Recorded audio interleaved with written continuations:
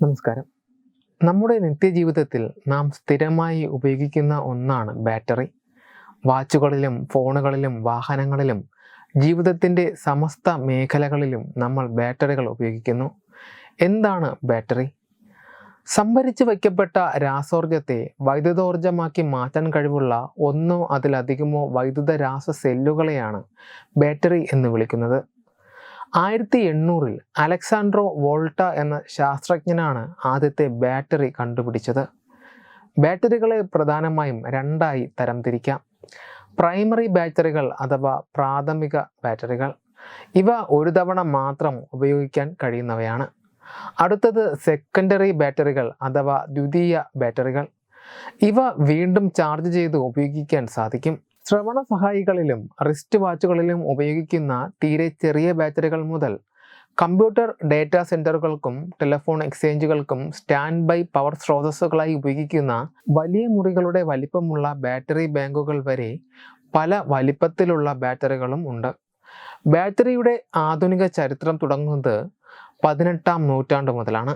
1780-86 കാലഘട്ടത്തിൽ ബലോട്ട സർവകലാശാലയിൽ പ്രൊഫസറായിരുന്ന ലുഗ്രി ഗാൽവനി നടത്തിയ പരീക്ഷണങ്ങളാണ് ആധുനിക ബാറ്ററിയുടെ ജനനത്തിന് തുടക്കമിട്ടത്. അനാട്ടമി പ്രൊഫസറായിരുന്ന ഗാൽവനി തവളകളെ ഉപയോഗിച്ച് നാഡീവ്യൂഹത്തെക്കുറിച്ച് വിദ്യാർത്ഥികളെ പഠിപ്പിക്കുകയായിരുന്നു. അദ്ദേഹം ഉപയോഗിച്ചിരുന്ന ഡിസെക്ഷൻ സ്കാൽപ്പൽ അബദ്ധവശാൽ തവളയുടെ പേശികളിൽ ഒന്നിൽ തട്ടിയപ്പോൾ ചത്തുകിടന്ന തവള കോച്ചി വിറച്ചു. പിന്നീട് ഒരിക്കൽ കൂടി അദ്ദേഹം പേശികളിൽ തൊട്ടു. അപ്പോഴും തവള കോച്ചി വിറച്ചു. പിന്നീട് ഇരുമ്പും പിത്തളയും ചേർന്നുള്ള കമ്പികൾ ഉപയോഗിച്ച് ഇതേ പരീക്ഷണം ആവർത്തിച്ചു. അപ്പോഴും തവളയുടെ കാലുകൾ കോച്ചി വിറച്ചു. തവളയുടെ കാലുകളിലെ മാംസപേശിയിൽ നിന്നാണ് ഈ അനിമൽ ഇലക്ട്രിസിറ്റി ഉണ്ടാകുന്നതെന്ന നിഗമനത്തിലാണ് അദ്ദേഹം എത്തിയത്. പിന്നീട് ഈ നിഗമനം തെറ്റാണെന്ന് തെളിഞ്ഞെങ്കിലും ബാറ്ററിയുടെ കണ്ടുപിടുത്തത്തിന് അടിസ്ഥാനമിട്ടത് ഗാൽവനിയുടെ ഈ നിഗമനമാണ്. ഇറ്റലിക്കാരനായിരുന്ന അലക്സാൻഡ്രോ വോൾട്ട അക്കാലത്ത് പാവിയ സർവകലാശാലയിൽ ഊർജ്ജതന്ത്ര പ്രൊഫസറായി ജോലി നോക്കുകയായിരുന്നു. ഗാൽവനിയുടെ നിഗമനങ്ങൾ അദ്ദേഹത്തിൽ താല്പര്യം ജനിപ്പിച്ചു. തുടക്കത്തിൽ തന്നെ ഗാൽവനിയുടെ നിഗമനങ്ങൾ തെറ്റാണെന്ന് അദ്ദേഹം മനസ്സിലാക്കി. സർവകലാശാലയിൽ വെച്ച് അദ്ദേഹം തൻ്റെ പരീക്ഷണങ്ങൾ തുടർന്നു. രാസോർജത്തെ വൈദ്യുതോർജ്ജമാക്കി മാറ്റാനുള്ള ശ്രമത്തിലായിരുന്നു വോൾട്ട ആദ്യാവസാനം വരെ ശ്രദ്ധ ചെലുത്തിയത്. 1792-ൽ തുടങ്ങിയ ഗവേഷണ പരീക്ഷണങ്ങൾ 1799-ൽ ഡ്രൈ ബാറ്ററി കണ്ടുപിടിച്ചതോടെ ലക്ഷ്യപ്രാപ്തി കൈവരിച്ചു. സിങ്ക് കോപ്പർ ഡിസ്കുകൾ 2 അട്ടിയായി വച്ച് മുകളിൽ കോപ്പർ പ്ലേറ്റ് കൊണ്ട് ബന്ധപ്പെടുത്തിയ ശേഷം താഴെ 2 പാത്രത്തിൽ ശേഖരിച്ച സിങ്ക് ലായനിയിൽ മുട്ടിച്ചായിരുന്നു അദ്ദേഹത്തിൻ്റെ പരീക്ഷണം. വോൾട്ടായിക് സെൽ അല്ലെങ്കിൽ ക്രൗൺ ഓഫ് കപ്സ് എന്നീ 2 പേരുകളിൽ ഈ പരീക്ഷണം അറിയപ്പെടുന്നു. 1801-ൽ വോൾട്ട തൻ്റെ കണ്ടുപിടുത്തം നെപ്പോളിയൻ ബോണപ്പാർട്ട് വോൾട്ടയുടെ വലിയൊരു ആരാധകനായിരുന്നു.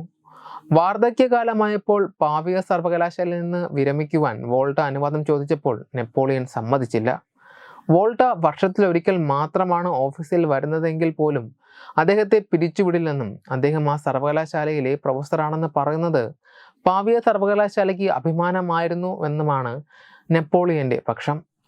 വോൾട്ട കണ്ടുപിടിച്ച ബാറ്ററി പിന്നീട് ഒട്ടേറെ പരിവർത്തനത്തിന് വിധേയമായി. ദ്രവരൂപത്തിലുള്ള ഇലക്ട്രോഡുകൾ ഉപയോഗിച്ചുള്ള പരീക്ഷണങ്ങൾക്കായിരുന്നു പിന്നീടുള്ള ശാസ്ത്രജ്ഞന്മാർ മുൻതൂക്കം നൽകിയിരുന്നത്. ലോകത്തിൻ്റെ വിവിധ ഭാഗങ്ങളിൽ നടന്ന ഗവേഷണങ്ങളുടെ ഫലമായി 1889-ൽ ചുരുങ്ങിയത് 6 തരം ഡ്രൈ ബാറ്ററികളെങ്കിലും കമ്പോളത്തിൽ ലഭ്യമായിരുന്നു. ബാറ്ററികളുടെ ചെറിയ പരിമിതി എന്നത് അവയുടെ ചാർജ് തീരുന്നു എന്നതാണ്.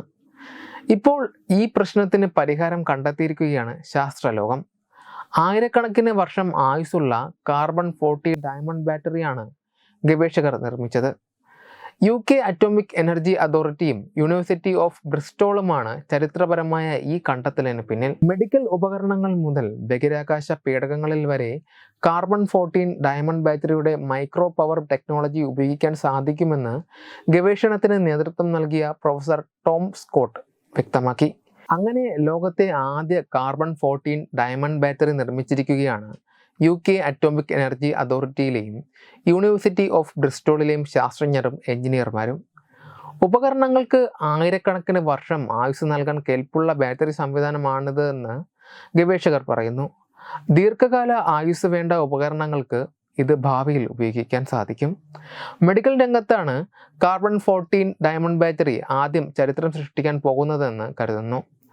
ഓക്യുലർ ഇംപ്ലാന്റുകൾ, ഹിയറിംഗ് എയ്ഡുകൾ, പേസ് മേക്കറുകൾ തുടങ്ങി റീപ്ലേസ്മെൻറ്റ് വളരെ കുറച്ച് ആവശ്യമുള്ള മെഡിക്കൽ ഉപകരണങ്ങളിൽ ഇത്തരം ബാറ്ററികൾ ഭാവിയിൽ പ്രത്യക്ഷപ്പെട്ടേക്കാം. ഭൂമിയിൽ മാത്രമല്ല, ബഹിരാകാശ പര്യവേക്ഷണ രംഗത്തും ഡയമണ്ട് ബാറ്ററി ഗുണകരമാകും എന്നാണ് ഗവേഷകരുടെ അനുമാനം. ബാറ്ററികൾ മാറ്റിസ്ഥാപിക്കുക സാധ്യമല്ലാത്ത ബഹിരാകാശ പേടകങ്ങളിൽ കാർബൺ-14 ഡയമണ്ട് ബാറ്ററി തിളങ്ങിയേക്കും. സാറ്റലൈറ്റുകൾ ഉൾപ്പെടെയുള്ളവയുടെ ആയുസ് കൂട്ടുവാൻ ഈ ബാറ്ററിക്ക് സാധിക്കും. കൂടുതൽ ഗവേഷണവും വ്യാവസായിക പരീക്ഷണവും കഴിഞ്ഞാകും ഈ ബാറ്ററികൾ പ്രായോഗിക തലത്തിൽ കൊണ്ടുവരിക. 5700 വർഷം അർദ്ധായുസ്സുള്ള റേഡിയോ ആക്റ്റീവ് കാർബൺ-14 ക്ഷയം ഉപയോഗിച്ചാണ് കാർബൺ-14 ഡയമണ്ട് ബാറ്ററി പ്രവർത്തിക്കുന്നത്. ഡയമണ്ട് ബാറ്ററികൾ കൂടുതൽ സുരക്ഷിതവും സുസ്ഥിരവുമാണ് എന്നും ഗവേഷകർ അവകാശപ്പെടുന്നു. വെബ് ഡെസ്ക് തത്വമയി news. Powered by Jyotis. Realizing your dream home. Our ongoing luxury apartments projects are Crown near Karivattam, The Square near UST Global, White Manor near Attigal Ambalathara, and Evergreens Luxury Villas near Tirumala. Call 90482 55599. Jyotis Building Promoters Private Limited, Thiruvananthapuram.